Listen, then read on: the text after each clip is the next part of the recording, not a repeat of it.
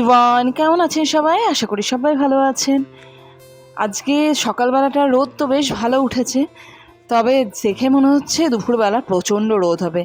বিশ্বাস করুন, এই রোদে বাইরে বেরোনো এতটা কষ্টকর হয়ে উঠছে। ছোটন আমাকে বলছিল যে চলো কোথাও একদিন ঘুরে আসি, কিন্তু ঘুরতে যাব কোথায়? তাই আমি বলছি যে ঘুরতে যাবে কি করে এই গরমের মধ্যে? তো বলছে গাড়িতে মানে 4 হুইলারে করে যাব, গরম কেন লাগবে, এসি চালিয়ে যাবো। আমি যেখানেই যাও না কেন এসি চালিয়ে যাও আর যেভাবেই যাও, নামার পর তো তোমাকে কোথাও নামতে হবে, নামার পরে যে গরমটা, সেই গরমটা ভোগ করবে কিভাবে?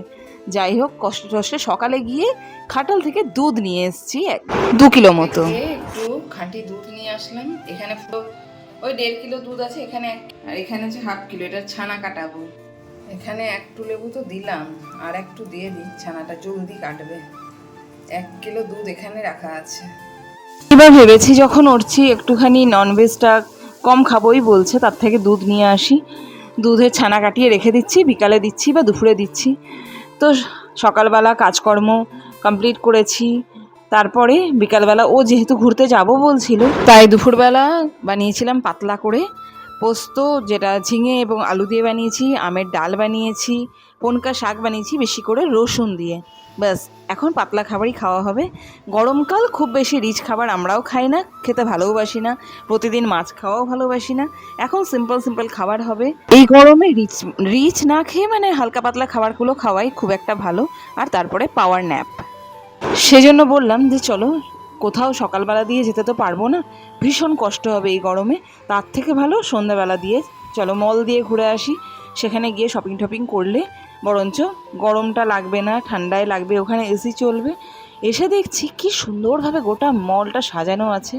এই দেখুন, এই জায়গাটা পয়লা বৈশাখ উপলক্ষে খুব সুন্দর করে সাজানো হয়েছে।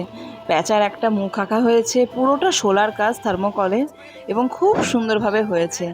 আমরা প্রথমে শপিং করতে গেছিলাম, আর এক জায়গা থেকে করে এসে আবার যাচ্ছি এখন স্মার্ট বাজারে, সেখানে কিছু শপিং করার আছে। তারপর ওখান থেকে বাড়ি যাব। খুব একটা বেশি জায়গায় যাইনি, বাড়ির সামনে সেন্ট্রাল মল, তবে সেখানে যাওয়া হয়নি। আগে একটু খাওয়া দাওয়া করে নেওয়া হয়েছে বাইরে, একটু ভুজিয়া, তারপরে মিক্সচার, তারপরে চপ টপ খেয়ে আমরা চলে এসেছি রিলায়েন্স মার্টে, এখানে বাজার করব বলে। আর এখানে এসে বিভিন্ন জিনিস সারা মাসের আমি কিনে নিই, কারণ কি আমার বাইরে গিয়ে টুকটাক, দেখুন সকালবেলা না আমার একটা বাজার করার একটা মানে ওরা গ্রাম থেকে যারা সবজি নিয়ে আসে, আমার তাদের কাছে গিয়ে মানে শপিং করতে খুবই ভালো লাগে। আর সেই জন্য আমি প্রতিদিনই মানে সবজি বাজারটা সেখানে গিয়ে করি। কিন্তু মুদিখানার যত বাজার বলুন, গ্রসারি আইটেম, ইভেন যত কিছু ছোটো ছোটো জিনিসপত্র আছে, সমস্ত গিয়ে আমি কিনি হচ্ছে এই রিলায়েন্স মার্ট, বা আগে ছিল এটা হচ্ছে বিগ বাজার বলে জিনিস ছিল, জায়গা মানে একটা স্টোর ছিল, সেখানে কেনাকাটা করতাম। তো হঠাৎ করে দেখছি বিগ বাজার বন্ধ হয়ে গেল। আমি ভাবলাম হয়তো যে ওই স্টোরটাই বন্ধ হয়েছে, না, আমাদের সেন্ট্রাল মলে যেটা আছে সেটাও বন্ধ হয়েছে। এখানকার কথা ছাড়ুন, বোলপুরে আমার দাদা থাকে, সেখানেও ওরা বলছে যে এখানে যে বিগ বাজারের স্টোরটা ছিল ওটা ক্লোজ করে দেওয়া হয়েছে। আর কি করা যাবে, এখন একটা নতুন স্টোর খুলেছে জিও মার্ট, মানে অনলাইন, মানে ওখান থেকে শপিং করা যায়। আর এটা স্মার্ট বাজার, ওখানে গিয়ে ওদেরই দুটোই।